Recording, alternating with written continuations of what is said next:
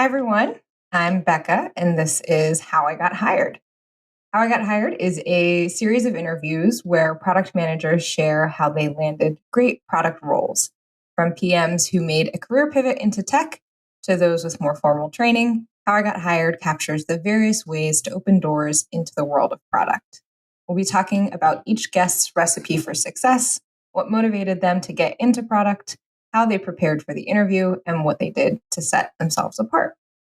For today, my conversation with Bryan, I have the pleasure of being able to talk about the other side of the table as the person that hired him. So, just for a little bit of background on me, your host, my name is Becca Moran. I am currently the VP of Product and Engagement at Procurated, which is a rating and review site for the public sector.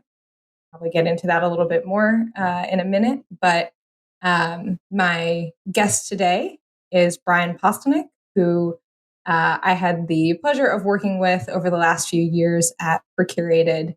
And we hired Bryan from Angie, aka Angie's List. And that's the story we'll be talking about today. So before we get into things, just to kick it off and break the ice a little bit, I thought it would be fun for us to play a little bit of two truths and a lie. So, Bryan, did you prepare your truths and lies? I did. I did. And thank you for having me here, Becca. Longtime listener. First time joining, first time calling in. No, yes, I did prepare, and I had to think about, I have a theme to my two truths and a lie. I put some effort into this one. Okay. Do you want to go first, or you want me to go first? Sure, I'll go first. So two truths and a lie. So one of these is a lie, but the theme, I figured, true crime podcasts are all the rage these days, and so I figured I would talk about list out your crimes, list out, confess to crimes on the air today. I'm sure that's a good idea. Yeah, right. Confess to things that are not like illegal, I guess, like things that you would get in trouble for doing. Okay. When I was in high school, in particular, so they're all crime adjacent, if not actual crimes. But when I was in high school, so surely the statute of limitations, no one's gonna come after me for these. So number one, I broke into my crush's locker to fill it with candy for Valentine's Day. Number two, I snuck myself and my friends into a Batman movie in IMAX in New York City. And number three, I went out to the guidance counselor's computer and changed someone else's schedule. Ooh. I feel like all of those sound like the plot of like a classic teen movie, or like scenes in a classic teen movie. I mean, I was a teen, so I was just living out what I saw on television and in the movies. Yeah. I'm gonna guess that filling your crush's locker with candy is a lie. You're correct. I have not broken into anyone's locker. I didn't cross that line, which I think is actually the most illegal one of them. If I were to put my finger on it, I did sneak my. Whose schedule did you change and why? So my wife's. There's a whole. Even in my wedding vows, I talk about this. I say like I committed a minor cybercrime by changing her schedule. Early days of hacking. Yeah. What happened was the guidance counselor had left the room. As she tells the story, was like, I just went on the computer. He might have given me permission. I might have just gone on there. Who's to really tell at this point, because he doesn't work at the school anymore. I changed her schedule because she wanted to take drama again, and she needed to also like take some other classes, and so like I rearranged her schedule. And funny enough, my wife is a professor of social psychology. I put her in AP psychology which so you changed I don't think the course of her life. I did. I think she didn't have any business being in that class. Like, she didn't take like a prereq or something that maybe some people took. I was just like, yeah, put you in here. I put her in AP biology. And we actually, we both ended up taking that drama class together. She was in the room. Like, it's so also I should clarify that she was in the room when I changed the schedule. It wasn't just like, I like this girl. I'm gonna go change her schedule. Yeah. No, like it was it was all there. That's amazing. I'm also impressed that, like, in my mind, the software that you would use to schedule high school classes like doesn't naturally sound very user friendly. So I'm kind of impressed that like you could just jump on there and be like, doo, doo, doo, like. Yeah, that's a good point. Katie and I don't talk much about like what did that interface look like that just made this so easy for me to just go and do. But I guess it must have just been like, drop down, pick a class, make sure there's room. Kudos to the product person that built whatever software that is. That's right. Yeah. Yeah. So that's me. Amazing. All right. I also had a theme, not a crime theme, but maybe I'll keep that in mind for future episodes.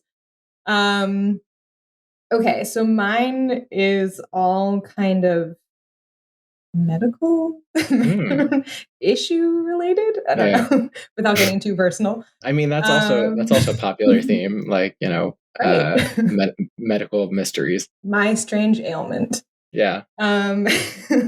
These are not mysterious, though, I will say. Okay, so number one.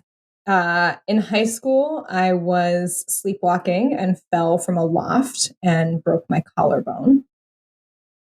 Number two, I was born tongue-tied.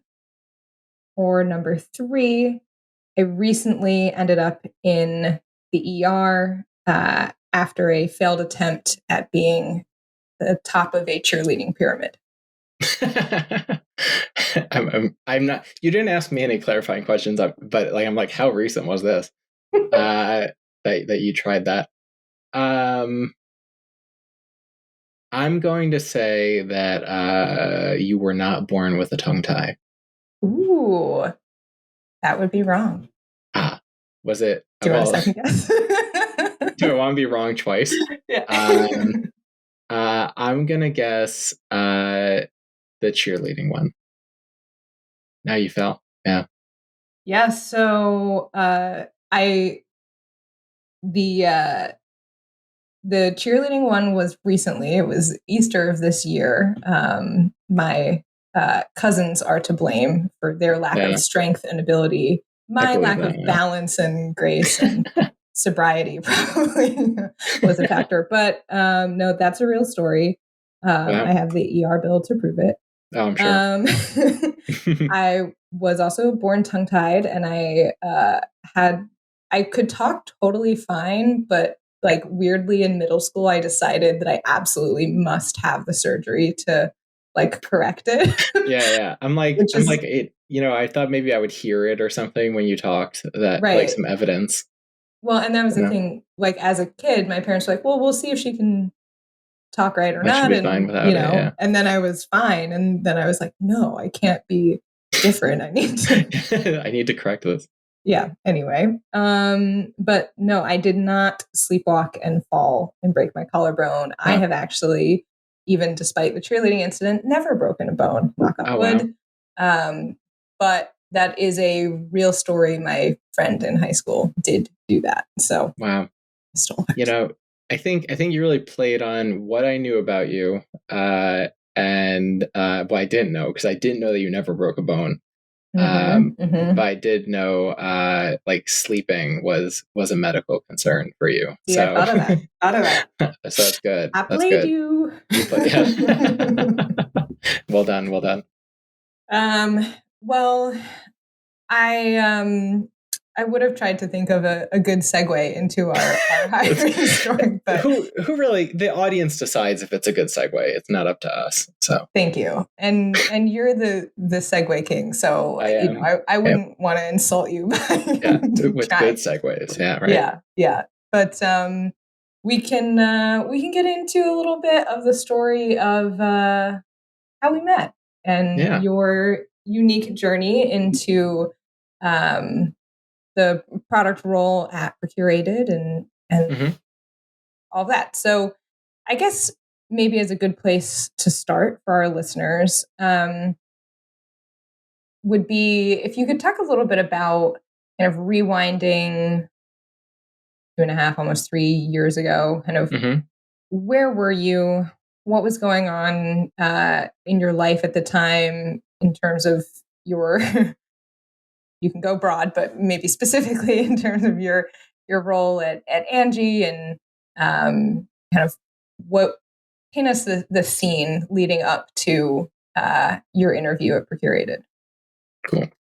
Yeah. So leading up to interviewing at Procurated, so for context, I think it was either the very end of October or it was the very beginning of November 2020 when I got the LinkedIn message from Anessa, the recruiter y'all were working with. So shout out to Anessa. Just call him out as I see him. Yeah. But at the time, I was working at Angie's List. I was a product manager. I was responsible for the service provider mobile app. And there we were, I was starting to get a little bit of traction for some stuff we wanted to do there. I'd just put together a presentation around some advancements I wanted to make in it and starting to get some buy-in for that. And also at the same time, we had just started pivoting internally for the rebranding from Angie's List to Angie.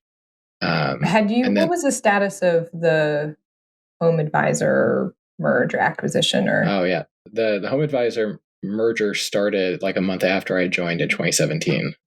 So that was May, June of 2017 when the merger happened. By now we were well merged. Still some things here and there that didn't quite get coupled yet, and still some things that were completely distinct and owned by their team versus ours. But we had known for a little bit that the rebranding was going to happen, and we were starting to move everything in the direction of, we had a hard deadline for when the rebrand was going to happen. So we were starting to organize everyone in that direction. I was working on some payments feature, I think, some billing and invoicing as well within the Pro mobile app. So I was working on all those things. And I wasn't really looking, honestly. I had thought that I was going to stay on for a little bit, see how the rebrand goes. But then I got this message from Anessa, and I guess the other things to paint the picture at the time is we're in the middle of a pandemic, and I was living in Ohio. So just imagine me in a 2-bedroom apartment in Dublin, Ohio, sitting at my computer, and then LinkedIn message comes along. And I was really excited because, I love it when people reach out to me and are interested in me. So there's this vanity. Notice me. Yeah, I do. When I'm not even doing anything, they just say, "Hey, would you like this job?"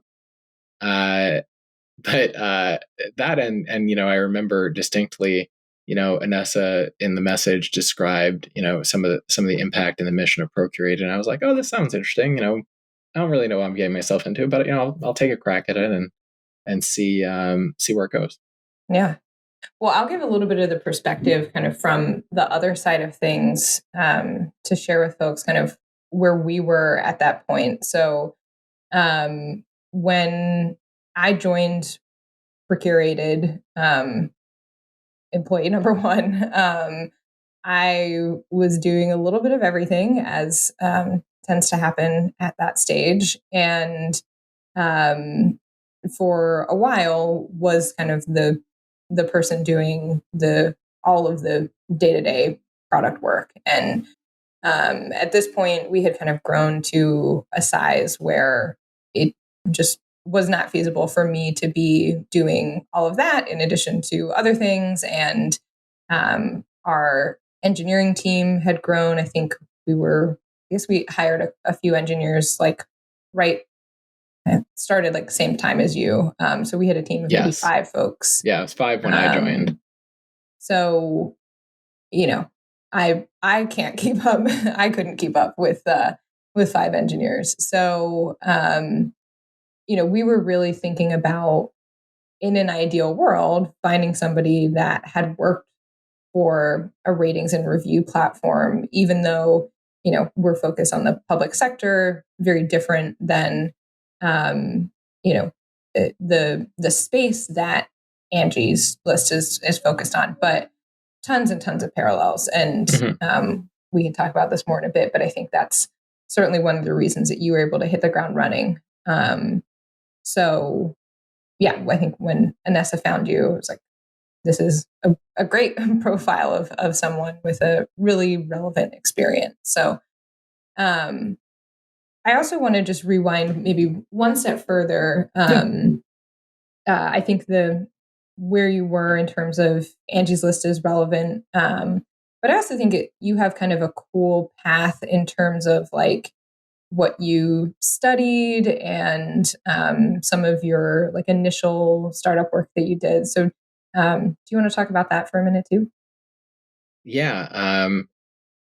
So like my background, if you rewind like 10 plus years ago, is I had an engineering undergraduate degree with a minor in theater. It still says on my resume a minor in theater because it was almost a double major. But we've heard it started in high school drama class. Yeah, right. Yeah, it started with high school drama class, and I did some more theater in college. But that's a whole another story about different career paths I think I could have gone down. An actor. Could have been an actor. I think honestly, I thought I was going to be like a playwright. I really enjoyed the playwriting professor I had in college. That for you. It was a lot of fun. So I did that, and then I wasn't sure what I wanted to do, and I found Lehigh was doing this program. The first class of it, they were doing something called a Masters of Engineering and Technical Entrepreneurship. Applied, got in, and so it was the first class of this, and it was pretty much combining how to start a startup, going through understanding business financials, understanding like what it means to raise money, like pitching our ideas, actually working on ideas that we had, and then the product development of it all too. So under like prototyping and getting feedback and doing user interviews, all the way up to as far as you could bring it in 1 year, while doing coursework that aligns with this, but also learning things at the same time. So really, you could think of it as like an accelerator or incubator for this type of thing, but you also get a professional degree out of it. And, I worked on my own idea, and then I was like, oh, that's never going to work, or / I don't want to do it. It was to live stream theater. And of course, I had a funny name for it called the Not Theater Company, because I'm like, it's not the same thing. So anyway, and then I worked on a friend's project as well. So that's how I got, a lot of like product development excitement and learning about, the world. I think set me up for some success later on, having a good foundation. From there I got I worked at a Series B startup in New York, and they were making marketing technology products, and I learned a lot on the ground there, and fell on my face a lot there. Learning about APIs and campaign builders, working with developers, working with designers, because you didn't do any of that in the master's program. Like you didn't learn about software development. It was mainly a hardware focused school. So just a lot of learning on that job, and learning it very difficultly, if that's a word, because I also my then girlfriend, now wife, moved to Indiana for her schooling. And so I was actually commuting back and forth, staying a few weeks in New Jersey at a time to go work in New York, and then working remote from Indiana otherwise. So that's a long answer about that's a long answer about like how I got started, kind of. I got started with an internship, actually. It's super interesting, kind of what you said about the kind of learn by fire, and like in comparison to what you learned in the course, right? Like I think a course can be a really incredible way to learn all of the like best practices or whatever. Like, here's what you should do. I think when you actually are in a role, a lot of that stuff kind of goes out the window, and you're like, okay, well, like, what I'm encountering countless scenarios that, a class would never teach me. And I do think that there's a lot of it that's just kind of fumbling through it at first. I know my experience with that. So I started, before I moved into product, I was a technical project manager at Politico. And before that, I was in sales. And when I moved over from sales to tech, like I just remember sitting in so many meetings with our engineers, just being like, I have no idea what anyone is talking about. Like I couldn't even grasp like anything. I was just like, this is gibberish to me. And it definitely took a while and a lot of Googling and a lot of just asking questions to be able to start piecing it together. But that's, everybody has to start somewhere. And it can be a very humbling experience when you realize that a lot of it is just learning by doing and making a lot of mistakes. And I mean, just saying, okay, not sure what else to do, but I won't do that again. Right.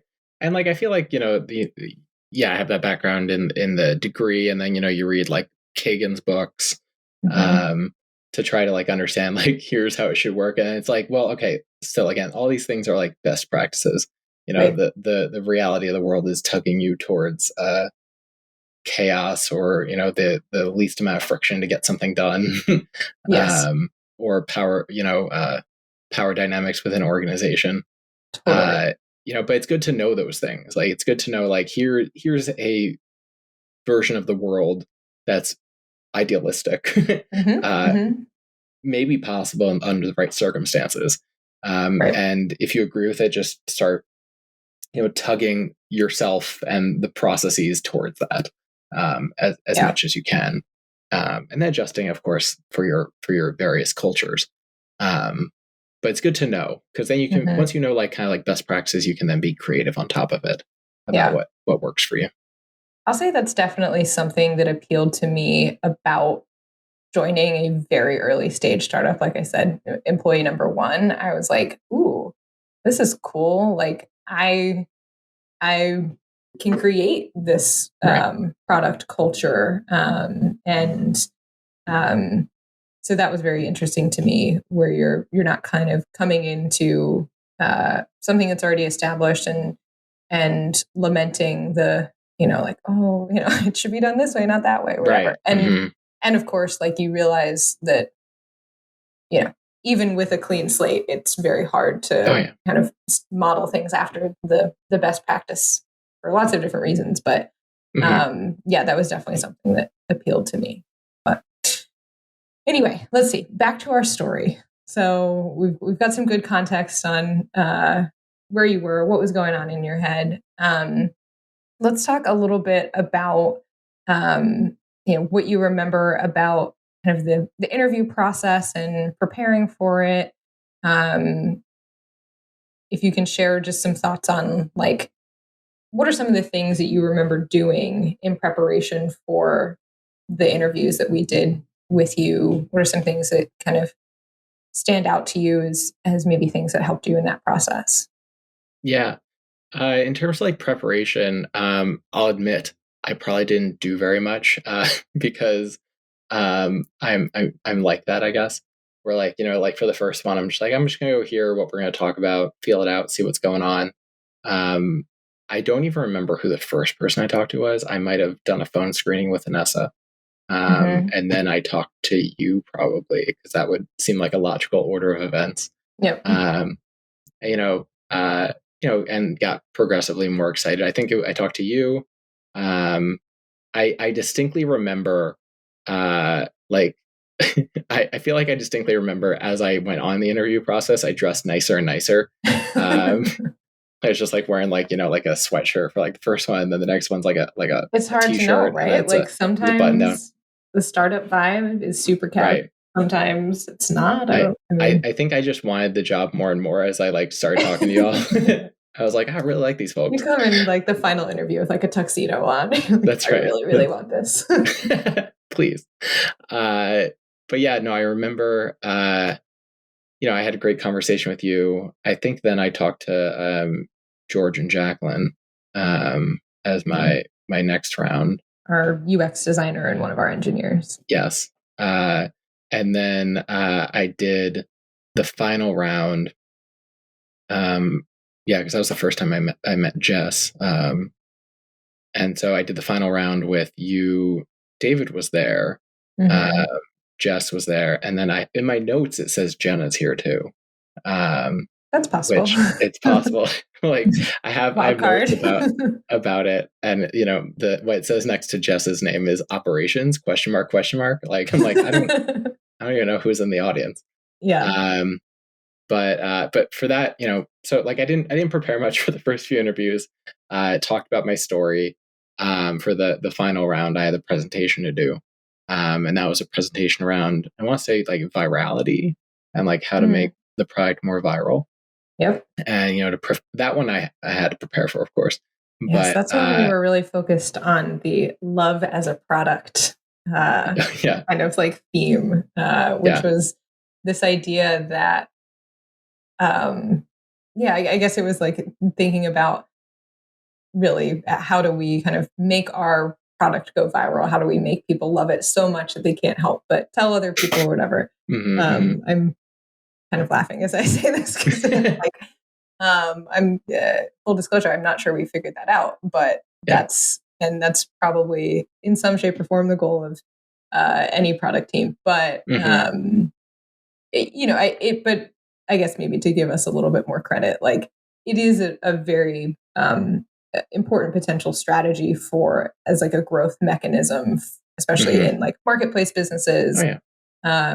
So it was relevant, is relevant. But how did you like think about, I feel like those challenges, even, as someone who creates them, I'm always like, is this fair? Like, it's really hard as the hiring manager to like remove yourself from the business and think about like, what's a fair prompt to ask someone that reasonably like shouldn't have much depth of understanding of like what our business is and what our product does. So like, either in relation to the specific prompt that you worked on for us, or just how you think about this in general, like how do you overcome that?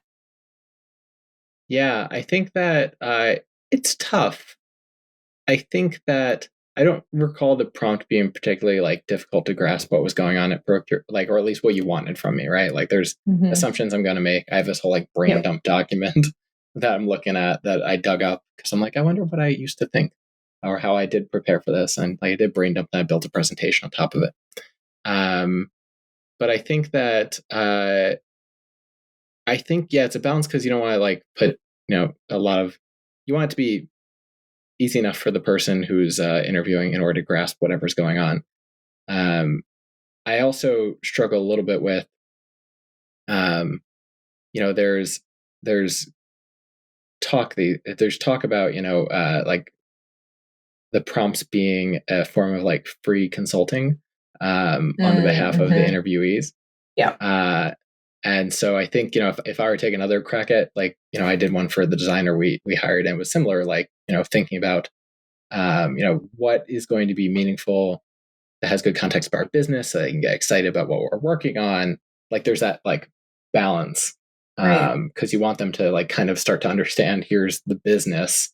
When we say Yelp for government, what does that really mean? What are some of the underlying things you're gonna have to think about?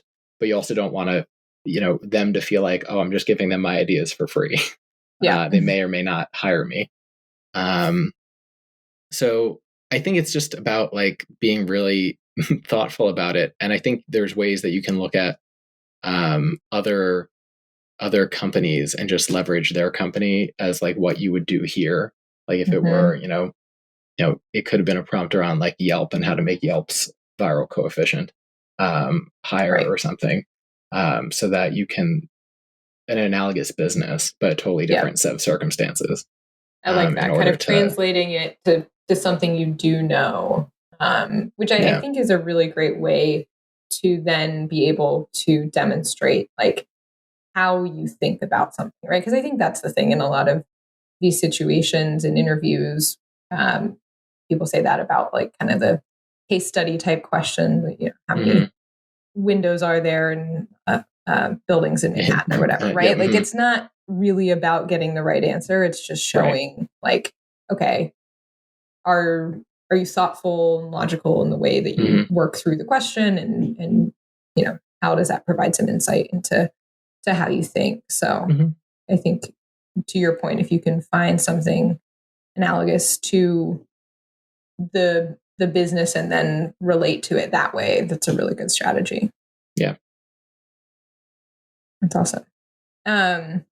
Looking back, is there anything you wish you knew about the company or the role that, I don't know, like would have helped you in the process, or like that you just feel like maybe you should have known going in that you didn't know? Like reflecting back, any thoughts on that?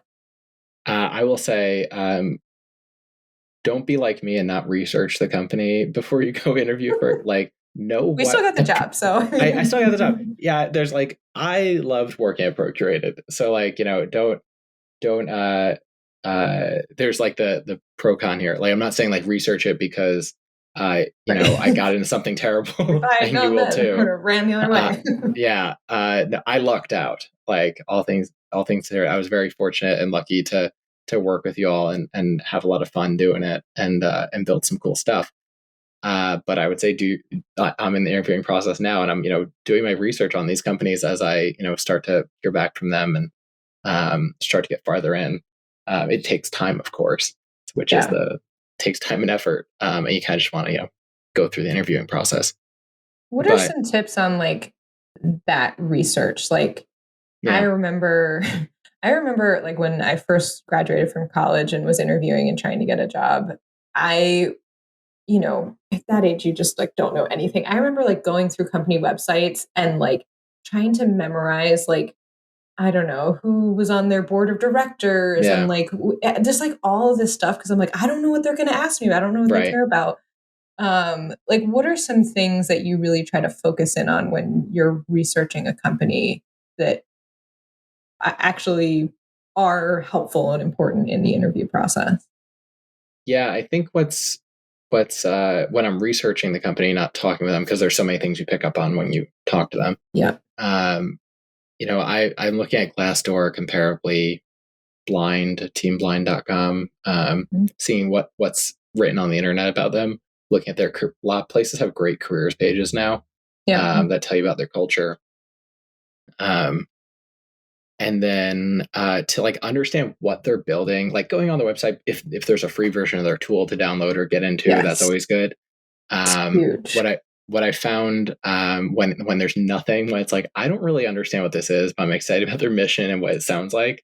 Honestly, podcasts and YouTube videos these days, I sound like such an old man.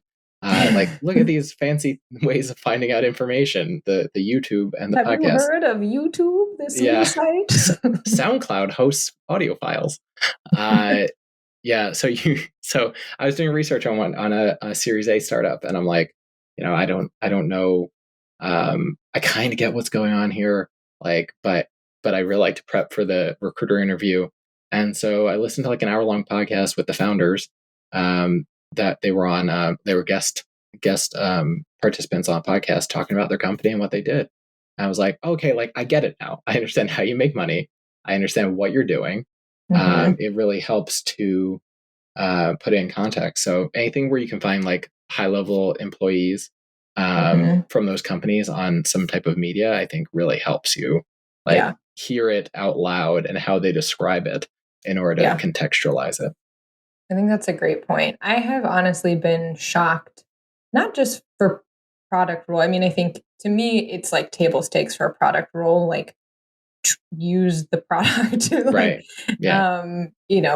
play around with it as much as you can going into the interview. But really for any role, so Procurated is, you have to log in to be able to access the vast majority of the functionality. And I'm always surprised when people we interview don't ask us for access because how do you, I'm not sure how you really like, I don't think we have a ton of great information out there about like what our platform actually is. We're getting better. But like, I think it would be very hard to grasp if you didn't get a login and actually poke around and use it.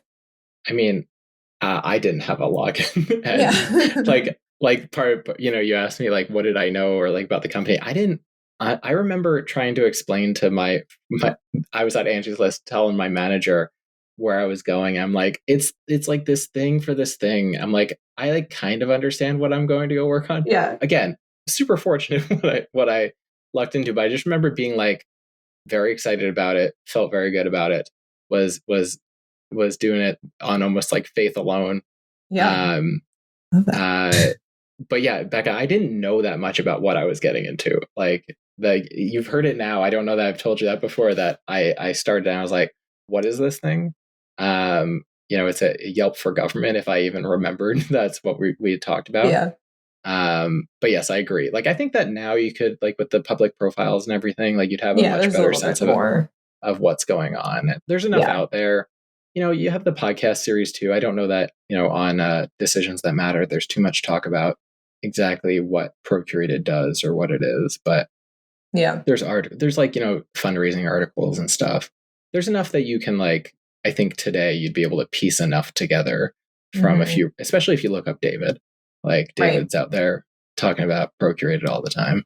Right. Yeah. And you can kind of piece together, I think, what's important to the business by what they're posting about on social media or whatever. So I think that's a good point. So I guess the kind of closing out the story of how you got hired at Procurated, and it would maybe be just to talk a little bit about after you got hired, kind of what your journey was, and if you could share a little bit about like what your responsibilities were and maybe how some of that changed over time during the role. Yeah. So after I got hired, you all had a great onboarding process. Like, there was a whole Asana project I was given to go read and watch videos for stuff and try to understand the world of procurement. Like, I watched some, I was like, I kind of get it. Like, let's keep moving forward. Like, I'm going to learn best by just doing. And so, I remember, I had that onboarding project. I did a few of the things. Then I was like, give me things to do. like, let's go. Let's start hitting the ground running. Yeah. You did. And I did. I was like, no time to waste. Like, let me get into the processes. Let me start taking on things. I just did more and more as time went on. My responsibilities when I started were, I was a senior product manager, mostly responsible for the day-to-day stuff, probably weighted on a few strategic things here and there. But as time went on, as after my parental leave, in particular, because I just disappeared for 3 months. Like, bye. Gotta go. After that, just started increasing my role. Like, I worked on some big strategic ticket items, as you might remember. Did a lot of user interviews for strategic initiative around our Series A round. Worked on some big projects. I managed a few folks while I was there. And then, it was just increasing responsibility and increasing scope and purview. I think when I started, I worked on some stuff for the reviews and converting. We were using Mandrill to send them. We moved everything to HubSpot. We optimized the review form since we had like a few different versions of it. And then, towards, as I got later on, just working on, both sides of the marketplace and thinking about, what's going to move the needle for sales, what's going to move the needle for the government side. What internal tools do we need? Kind of like taking on the whole picture as group product manager. Yeah, it's awesome. What advice do you have for people in product roles that are looking to advance in the same way? Like, are there any things that you feel like experiences that you've had or skills that you've built that have been particularly helpful in your ability to advance? Yeah.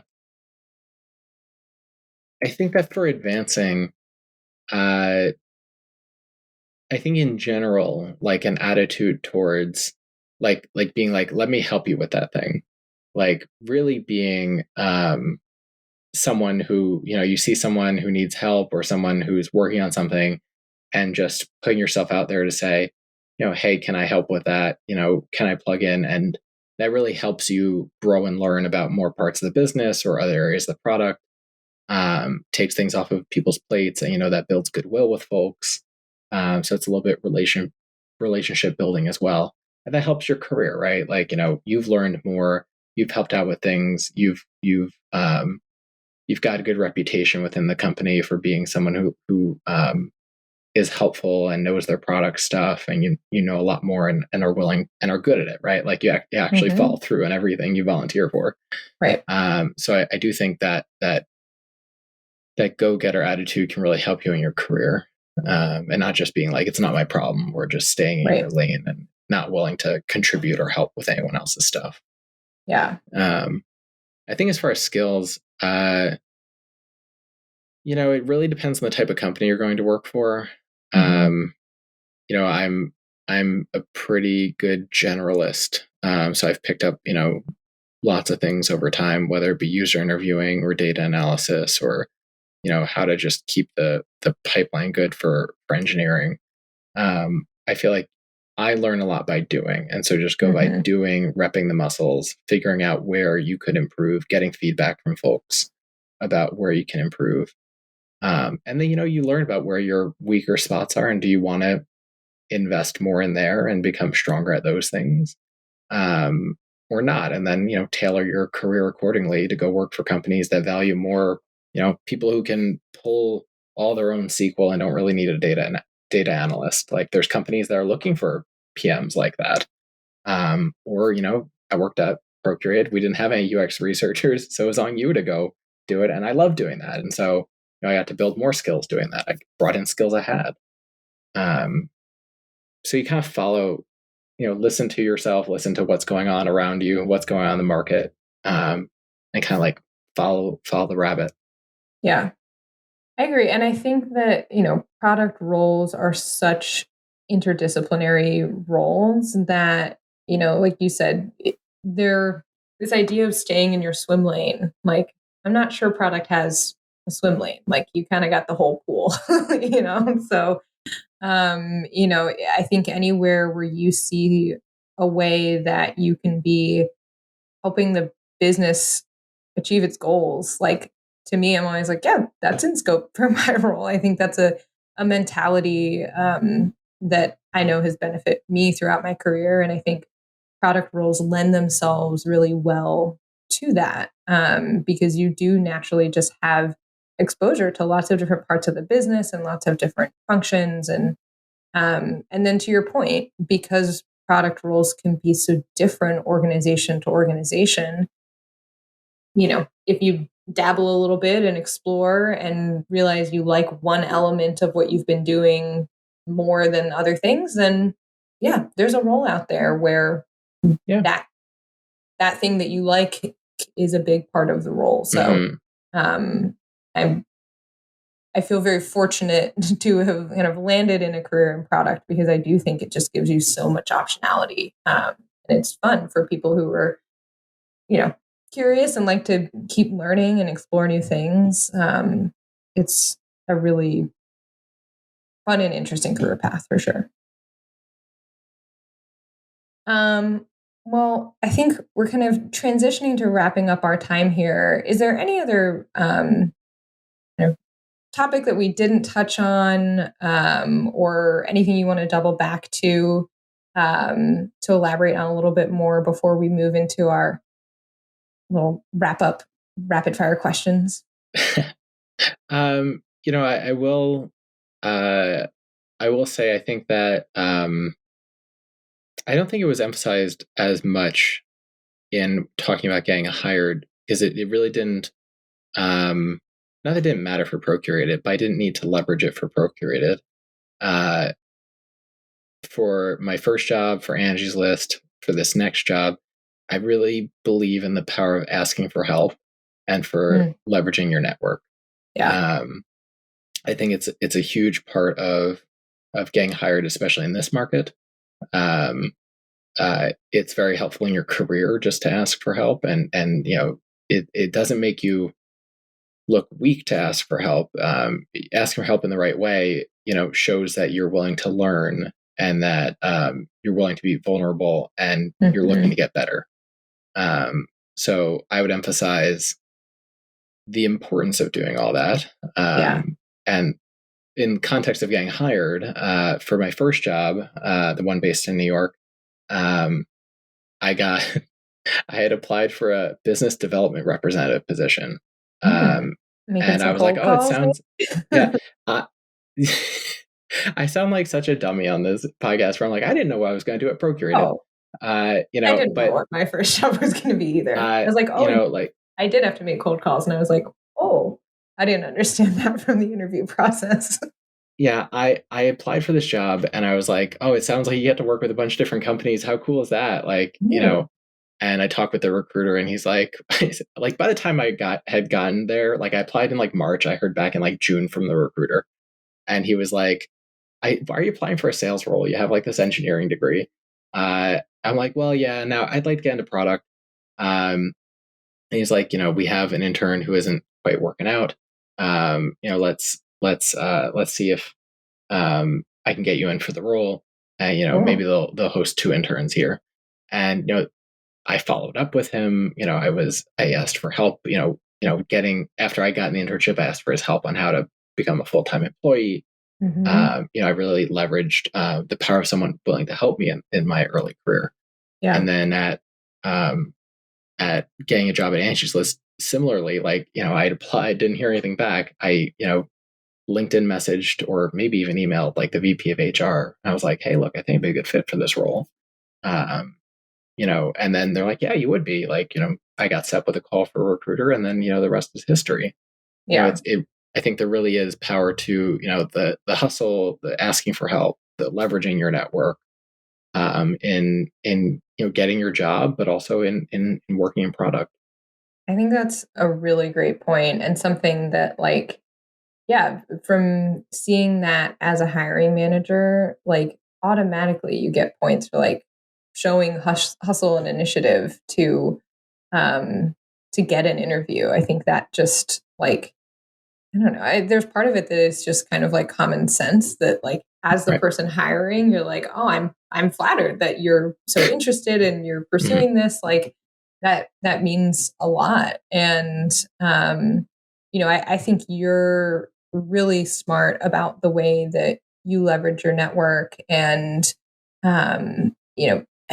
I've experienced I think a similar thing in a different context where when I came to work at Procurated, one of my concerns was oh my gosh, as the first person here, I'm not going to have when I don't know what to do, I'm not going to have someone ask. And I can't remember who actually kind of gave me this perspective, but they were like, you have a whole network of people. You don't just have your immediate company to turn to. And looking back on the last few years, I think of all of the random people that I've reached out to, some of which I've reached out to people oh yeah, that person sold me software 3 days ago, but they're connected to someone I want to talk.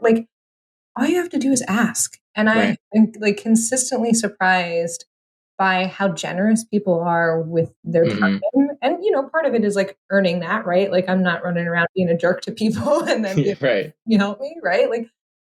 Be nice, be a good person. But yeah, that stuff does go a long way. And people are, even very busy senior people, I have found, are oftentimes willing to help if you just ask. So I think that's really great advice, and definitely appreciate your perspective on that, and love to see the hustle. So all right, are you ready for the rapid fire? wrap up. I am ready for the rapid fire. I would like to be fired at rapidly now. Okay. I'm that just ready. made me nervous. Well, now I expect it to be very. I have to talk. Yeah, I expect to be very rapid. Okay. First question: could a friend or close family member accurately describe what you do? Today, yes, because I'm interviewing and I'm unemployed. But no, you're at Procurated. If I said, "Hey, Brian's mom," what does Brian do? No. A lot of the time, no. A lot of the time, I still get family members saying I'm a project manager, and I'm like, oh, I'm not a project manager. I'm a product manager, and I'm sure there's many product people who also get a little bit grumpy about the J and D swap. But no, I've been trying to describe it for years to, like my wife or to my parents, and they get like the gist, and it's like you have to remember what I do. I should really simplify it to like I just work with people. Like I get things done every now and then. I'm a people person. I'm a people person. That's most of my job is just talking. There's a challenge of explaining what the company does, which I find is hurdle number one. And then when people are like, "But like, what do you personally do?" I'm like, I do a lot of things. Yeah, like I'm both everything and nothing at the same time. Like little omniscient. Yeah, I'm a little omnipotent. Yeah, just all. Is that one the all-knowing or is everywhere? I think that one's everywhere. Omnipotent, I think, means I'm everywhere. Versus omnipresent. Omniscient. Oh gosh. Oh man, there's 3 versions. Like a Omni. SAT. Yeah. Someone's gonna listen to this. I hope that I work with someone who ends up listening to this, and they're like, "Wow, he did a great job on that podcast." Yeah, we thought we were getting one thing, and he didn't know his vocabulary of words that start with omni. Yeah. Speaking of words, that's a good segue. What is one like product or tech word or phrase, business lingo thing that you wish you never had to hear again?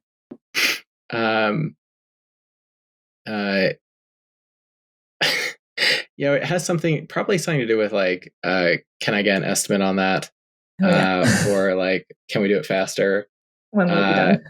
Yeah, when will it be done? Those types of things. I know I'll hear it again.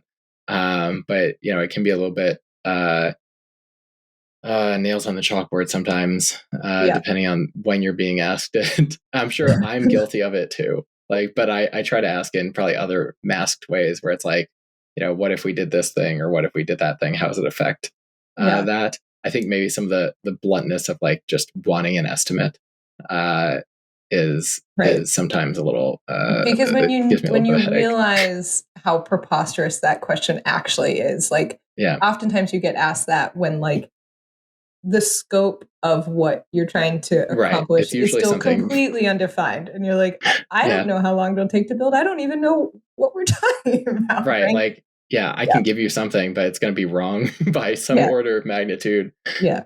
So I've become a lot more comfortable with that, for what it's worth, over the years of just being like, here's a date or a number, and like with a very flimsy level of commitment to that. But as long as everyone knows it's a flimsy commitment, like I've worked in places where like when they ask it, they mean it. They're like, you better be right about this because we're making plans around it. Yeah. And I'm like, we shouldn't, like, we're going to be wrong. Like, please don't plan the rest of everything. No matter how much time and effort we put into estimating, we will still be wrong. So just know that. Let's just get, if it's something we definitely feel conviction around doing, let's just start doing it. Yeah. Like, let's know at least it's going to take a year versus a month, like on that scale. But like, don't ask me for the drop dead date today. Like, we haven't even started. Yeah. I'll ask this in a general way, about kind of like over the course of your career, how often would you say that you would actually talk to customers or users in your role in product?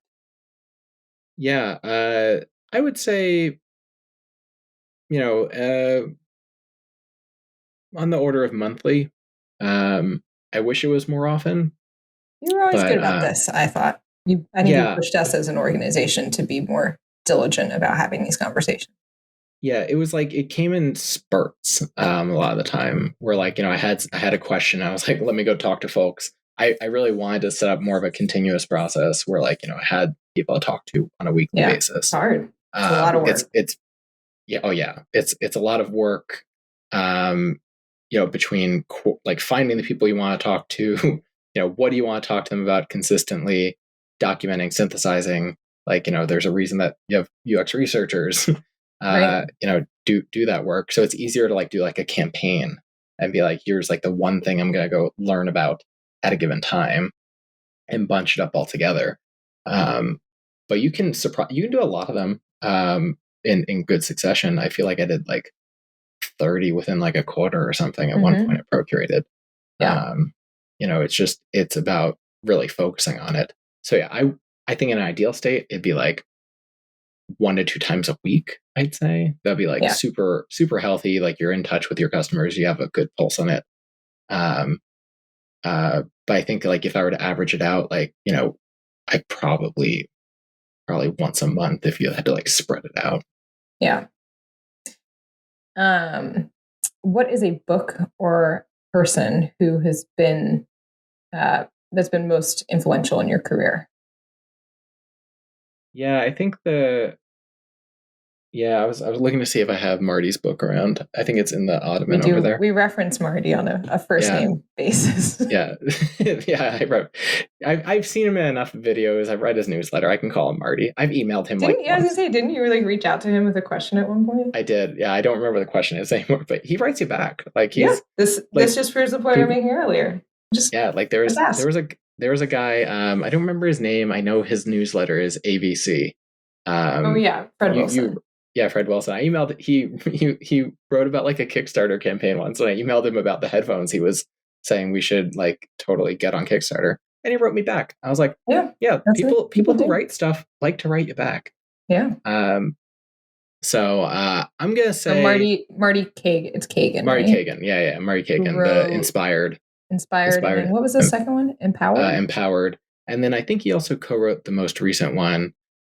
I don't remember what it's called anymore, but it's also like a one word impactful word type of thing. But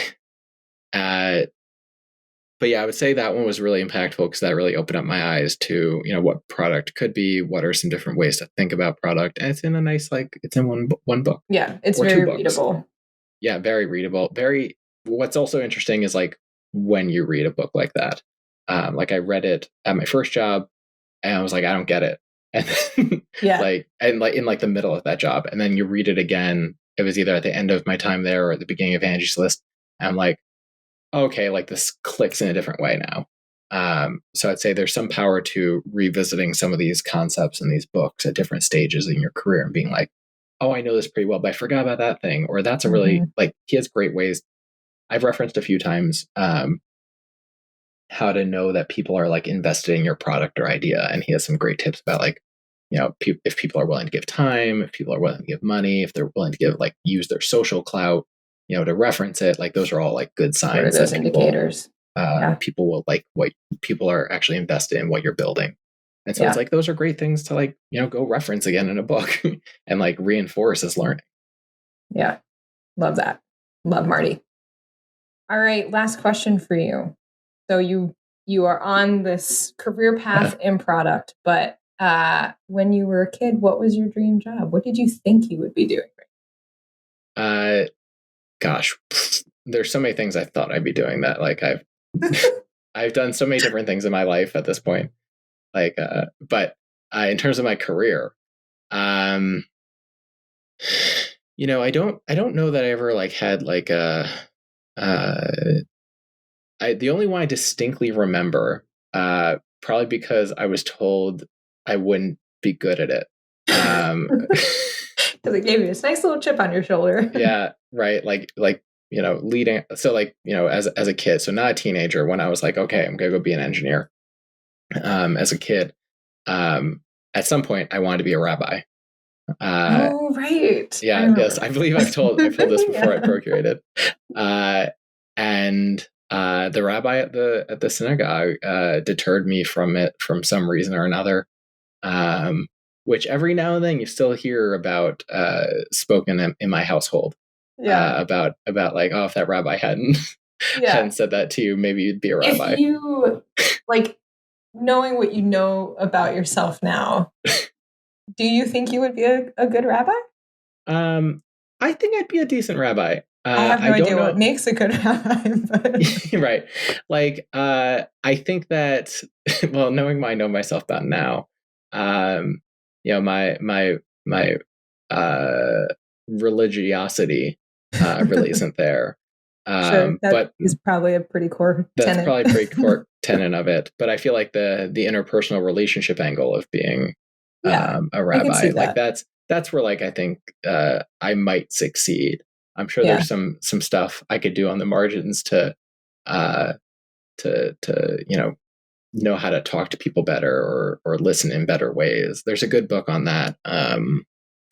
We read it. There was a book club at Angie's House. What was the name of the book? I'm gonna remember it at some point. It has to do with like listening to both sides of the story. It's probably also on a bookshelf somewhere. Show notes. Yeah, I'll put in the show notes. Brian remembered the book that he read once that he vaguely alluded to at the end of the podcast.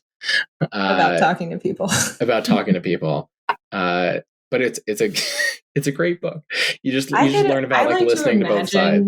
An alternate universe where you had become a rabbi and then made your pivot into product and then like created some sort of software for rabbis.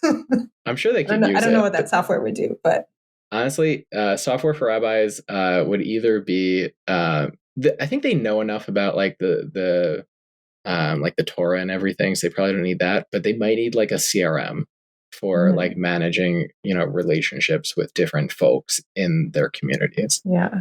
Because like you do with Torah, a lot of personality. ChatGPT. Yeah, just like just generate something for me to say about this passage while I'm conducting services. That would be a good one. But I feel like that's just your favorite rabbi. Yeah. Anyone use that idea. I'm not going to pursue it. You're welcome. Feel free to make software for rabbis. Incredible. Well, this has been so fun. It has been a pleasure talking to you as always and recounting this story with you. And I hope that other people find it remotely as entertaining as I do and learn something from it and find some good insights here. So thank you again. Appreciate you coming on the show and giving us your time. Well, thank you. Thank you for having me, Becca. Always like same thing. Love chatting with you today. Hope people find this, you know, while you're driving or working out or whatever you might be doing while you listen to us. You know, let us know what you thought.